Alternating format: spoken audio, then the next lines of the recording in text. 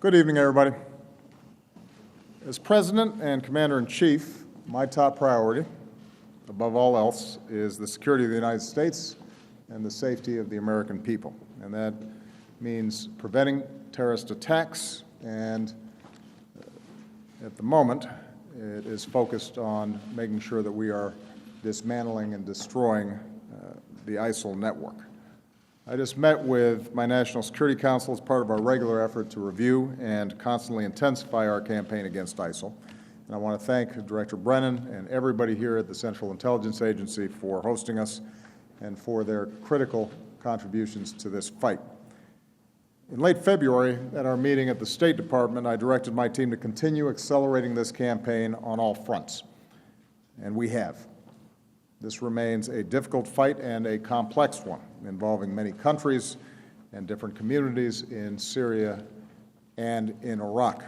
It is a military campaign and a counterterrorism effort, but it also depends on a whole range of political issues that face these two countries. As we've seen so tragically, from Brussels to Istanbul to Iraq, where ISIL slaughtered children watching soccer, these depraved terrorists still have the ability to inflict horrific violence on the innocent, to the revulsion of the entire world. With attacks like these, ISIL hopes to weaken our collective resolve. And once again, they have failed. Their barbarism only stiffens our unity and determination to wipe this vile terrorist organization off the face of the earth. Today, on the ground in Syria and in Iraq, ISIL is on the defensive. Our 66-member coalition, including Arab partners, is on the offensive. We have momentum, and we intend to keep that momentum. Our air campaign, more than 11,500 strikes so far, continues to pound ISIL targets. It's harder than ever for them to move and for their masses to, mass forces. When they try, we take them out. ISIL still has managed to advance in some areas of Syria and Iraq, but it has not had a single successful major offensive operation on the ground there since last summer. So it's been nearly a year since they were able to mount a major successful offensive operation. We continue to take out their leaders, their commanders, and those plotting terrorist attacks. For ISIL's leadership, it has been a bad few months. Coalition forces captured Abu Dawood, a leader of its chemical weapons program, giving us critical information that's allowed us to unleash more strikes against those sites.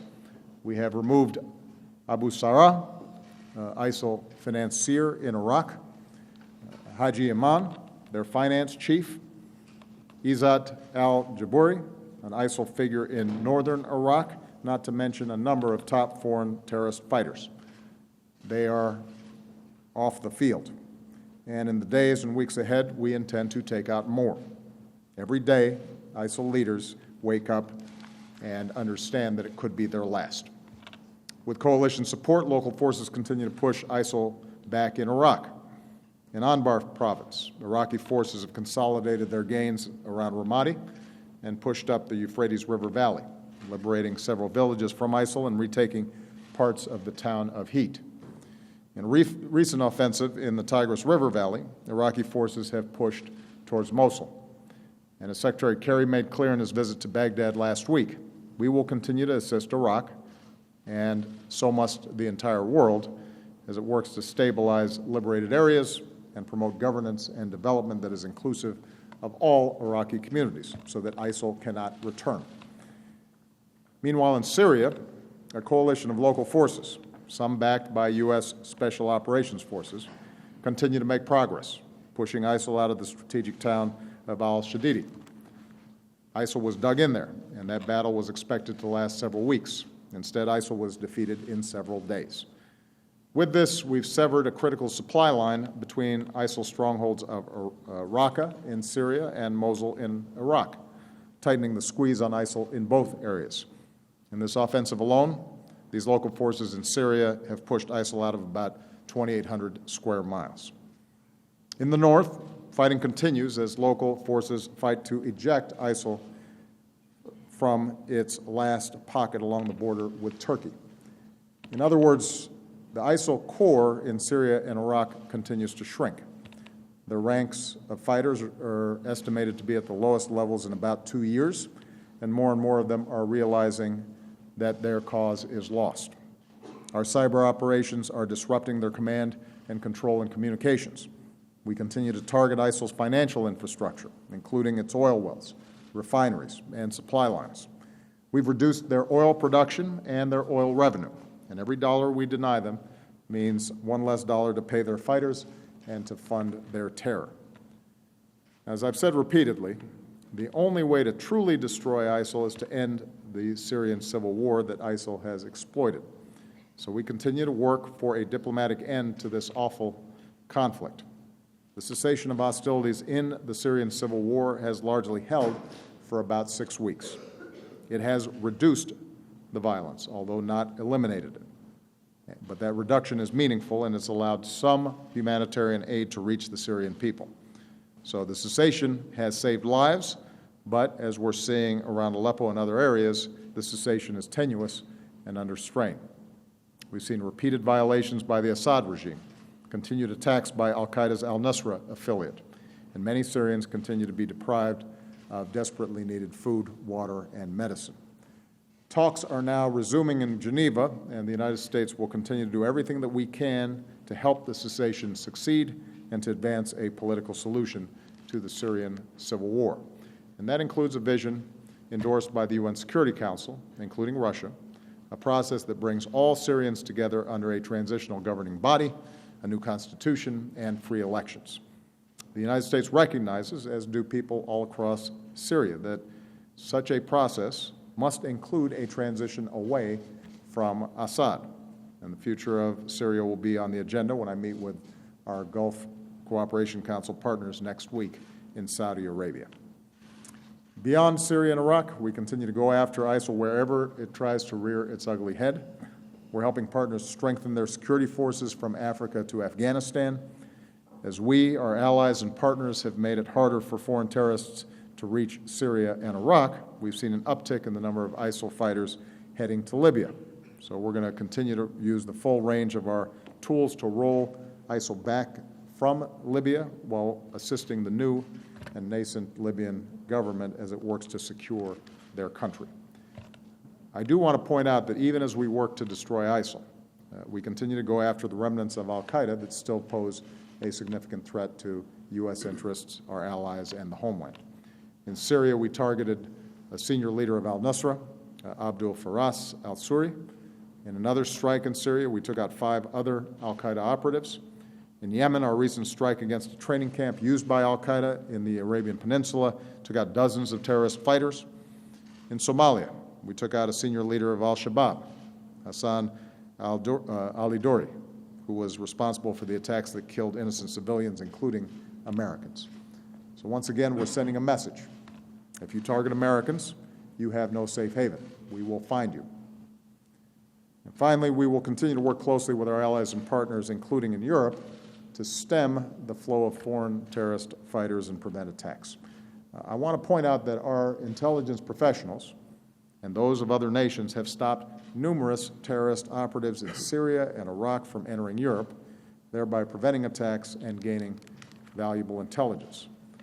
The world does not always hear about the success of our intelligence services, but it's a testament to the skills and tireless efforts of our intelligence professionals, and I want to make sure that the world does not forget it. Our team of experts, surge teams, recently returned from Brussels and Athens, and we're going to be sending teams to other countries so that we keep improving border security and screening of travelers and share more information. Because even the smallest gap, when critical information is not shared or when a potential terrorist slips through the cracks, can be deadly. And building on my invitation at our Nuclear Security Summit, we're going to continue to look for ways for intelligence services around the world to share more information against terrorist threats. So it's appropriate that we're here today. It gives me a chance to thank all the dedicated men and women across the CIA and our intelligence community, as well as every level of federal, state, and local government agencies who are involved in this effort They are working around the clock to keep us safe. They don't get a lot of attention, but their work is tough, and it is critical, and I rely on it, and everybody up here relies on it in order to make informed decisions and to protect the American people. As the stars on the memorial wall here attest, many have given their lives so that we can live free. We're safer because of their patriotic service. And tomorrow, my National Security Advisor, Susan Rice, will address all the elements of our comprehensive strategy to destroy ISIL. That includes working with partners around the world to counter ISIL's hateful ideology, as well as protecting our homeland and working with communities here at home so that we stay resilient. In closing, I want to note that we're about to mark the 3 years since the bombing of the Boston Marathon. And once again, we'll remember the lives we lost and the survivors who continue to recover, to walk, and in many cases to run again. And I just want to remind the American people once again of what Boston taught us: how to be strong, how to be resilient. In the face of terrorists who try to spread panic, we have to refuse to give in to fear. We have to stay true to our values of liberty and diversity and openness. In the face of madmen who only know how to kill, we're going to keep on living our lives and trying to lift people up. We go to our stadiums, we cheer for our teams, we thrive in our cities, we run our races, as they will next week in Boston. In other words, we carry on. Terrorists like ISIL and Al-Qaeda, they can't destroy a great nation like the United States of America. I spent time before I came here at a science fair at the White House. You want to get a sense of why I'm always confident about America.